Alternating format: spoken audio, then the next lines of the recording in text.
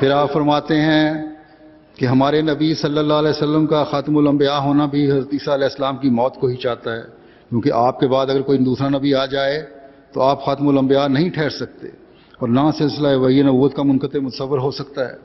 اور اگر فرض بھی کر لیں کہ حضرت عیسیٰ امتی ہو کر آئیں گے تو شان نبوت تو ان سے منقطع نہیں ہوگی، گو امتیوں کی طرح وہ شریعت اسلام کی پابندی بھی کریں، چونکہ فرمایا حاشیے میں کہ چونکہ حدیثوں میں آنے والے مسیح موعود کو امتی لکھا ہے، کیونکہ درحقیقت وہ امتی ہے، اس لیے نادان علماء کو دھوکہ لگا اور انہوں نے حضرت عیسیٰ علیہ السلام کو امتی ٹھہرا دیا، حالانکہ ہمارے دعویٰ پر یہ ایک نشان تھا کہ مسیح موعود امت میں سے ہوگا۔ فرمایا مگر یہ تو نہیں کہہ سکتے کہ اس وقت وہ خدا تعالیٰ کے علم میں نبی نہیں ہوں گے، اور اگر خدا تعالیٰ کے علم میں وہ نبی نہیں ہوں گے تو وہی اعتراض لازم آتا ہے کہ خاتم الانبیاء صلی اللہ علیہ وسلم کے بعد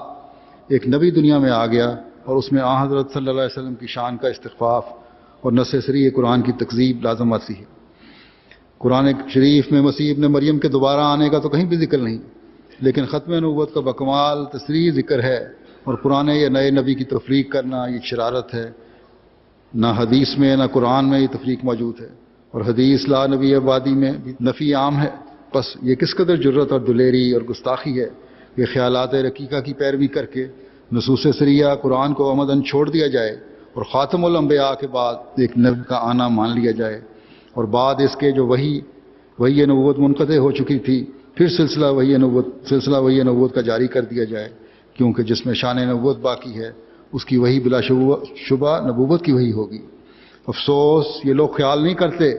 کہ مسلم اور بخاری میں جو حدیث کی 2 کتابیں ہیں میں فکرہ امامکم منکم اور امکم منکم صاف موجود ہے۔ یہ جواب سوال مقدر کا ہے، یعنی جب کہ حضرت صلی اللہ علیہ وسلم نے فرمایا کہ تم میں مسیح ابن مریم حکم عدل ہو کر آئے گا، تو بعض لوگوں کو یہ وسوسہ دامنگیر ہو سکتا تھا کہ پھر ختم نبوت کیوں کر رہے گا۔ اس کے جواب میں یہ ارشاد ہوا کہ وہ تم میں سے ایک امتی ہوگا اور بروز کے طور پر مسیح کہلائے گا۔ فرمایا کہ اگر حدیث میں یہ مقصود ہوتا کہ عیسیٰ باوجود نبی ہونے کے پھر امتی بن جائے گا تو حدیث کے الفاظ یوں ہونے چاہیے تھے کہ امامکم الذی یسیر من امتی بعد نبوت ہے، یعنی تمہارا امام جو نبوت کے بعد میری امت میں سے ہو جائے گا۔ چنانچہ مسیح کے مقابل پر جو مہدی کا آنا لکھا ہے اس میں یہ اشارات موجود ہیں کہ مہدی بروز کے طور پر آن حضرت صلی اللہ علیہ وسلم کی روحانیت کا مورد ہوگا۔ اسی وجہ سے آن حضرت صلی اللہ علیہ وسلم نے فرمایا کہ اس کا خلق میرے خلق کی طرح ہوگا، اور یہ حدیث کہ لا مہدی الا عیسیٰ ایک لطیف اشارہ اس بات کی طرف کرتی ہے کہ وہ آنے والا ذوالبروزین ہوگا، اور دونوں شان مہدویت اور مسیحیت کی اس میں جمع ہوں گی، یعنی اس وجہ سے کہ اس میں آن حضرت صلی اللہ علیہ وسلم کی روحانیت اثر کرے گی، مہدی کہلائے گا، کیونکہ آن حضرت صلی اللہ علیہ وسلم بھی مہدی تھے، جیسا کہ اللہ تعالیٰ فرماتا ہے کہ وہ وجدہ کا ضالاً فہذا۔ اس کی تفصیل یہ ہے کہ ہمارے نبی صلی اللہ علیہ وسلم نے اور نبیوں کی طرح ظاہری علم کسی استاد سے نہیں پڑھا تھا، مگر حضرت عیسیٰ اور حضرت موسیٰ مکتبوں میں بیٹھے تھے، اور حضرت عیسیٰ نے ایک یہودی استاد سے تمام توریت پڑھی تھی۔ غرض اس لحاظ سے کہ ہمارے نبی صلی اللہ علیہ وسلم نے کسی استاد سے نہیں پڑھا، خدا آپ ہی استاد ہوا، اور پہلے پہل خدا نے ہی آپ کو اقرا کہا، یعنی پڑھ، اور کسی نے نہیں کہا، اس لیے آپ نے خاص خدا کے زیر تربیت تمام دینی ہدایت پائی، اور دوسرے نبیوں کے دینی معلومات انسانوں کے ذریعے سے ہوئے۔ آنے والے کا نام جو مہدی رکھا گیا،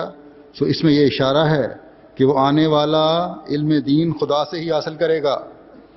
اور قرآن اور حدیث میں کسی استاد کا شاگرد نہیں ہوگا۔ میں حلفاً کہہ سکتا ہوں، آپ فرماتے ہیں کہ میں حلفاً کہہ سکتا ہوں کہ میرا حال یہی حال ہے، کوئی ثابت نہیں کر سکتا کہ میں نے کسی انسان سے قرآن یا حدیث یا تفسیر کا ایک سبق بھی پڑھا ہے یا کسی مفسر یا محدث کی شاگردی اختیار کی ہے۔ بس یہی مہدویت ہے جو نبوت محمدیہ کے منہاج پر مجھے حاصل ہوئی ہے، اور اسرار دین بلا واسطہ میرے پر کھولے گئے ہیں، اور جس طرح مذکورہ بالا وجہ سے آنے والا مہدی کہلائے گا اسی طرح وہ مسیح بھی کہلائے گا، کیونکہ اس میں حضرت عیسیٰ علیہ السلام کی روحانیت بھی اثر کرے گی، لہٰذا وہ عیسیٰ ابن مریم بھی کہلائے گا، اور جس طرح آن حضرت صلی اللہ علیہ وسلم کی روحانیت نے اپنے خاصہ مہدویت کو اس کے اندر پھونکا، اسی طرح حضرت مسیح علیہ السلام کی روحانیت نے اپنا خاصہ روح اللہ ہونے کا اس کے اندر ڈالا۔